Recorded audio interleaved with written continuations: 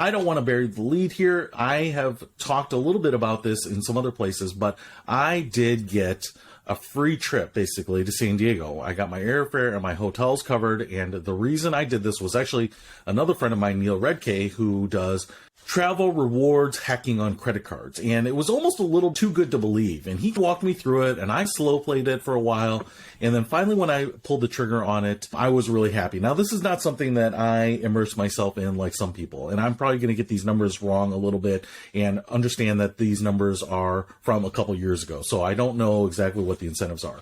But basically, what he had showed me is that if I apply for certain credit cards, what you get is a huge bundle of incentive points. So the points that you think about, spend $1, get a point kind of a deal.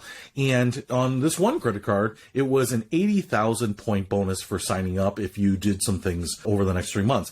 On top of that, Neil would get a referral bonus of points on his credit card of 25,000 points.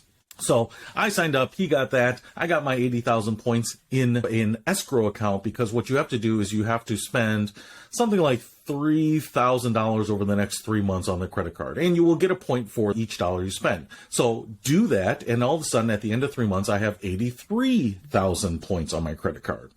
Now, what the suggestion was is have my wife apply for the same credit card, and she will get 80,000 points. And then we will do our spending on that credit card to get her over the $3,000. I will get a 25,000 points referral bonus. So now I am sitting at 110,000 points. She now has 83,000 points. So all of a sudden we're at a couple 100,000 points on a credit card after about 6 months. Now, what you can do is you can go into your credit card center. In this case, I was using Chase, and you can go in and redeem these points.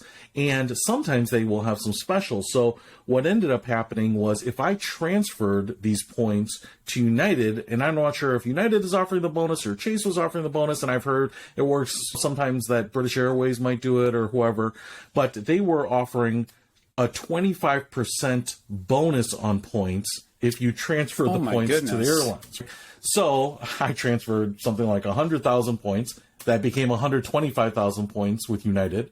So I booked us tickets to San Diego. So I had my round trip tickets paid for. Then I still had 100,000 plus points, and I booked a hotel in San Diego. And I did that through actually the redemption system. And so you can redeem those points. So flight, hotels, my recreation and food wasn't covered and things like that. But those are two huge pieces of travel. Maybe the lion's share of the travel, I think probably 70% of probably all our costs. I would say so. And so it does take some time. It took 3 months of me making sure that I met my obligations, and then 3 months of moving that. And you do have to change things like your Netflix billing account and what your cell phone that gets charged to that. So there is some work. I'm not saying that it's super simple, but after all that, we got a free vacation. As opposed to paying out of pockets, probably a couple $1,000 is my guess. All of that was covered. So that is my credit card hack. There is way more information. That is a very fast gloss over of it.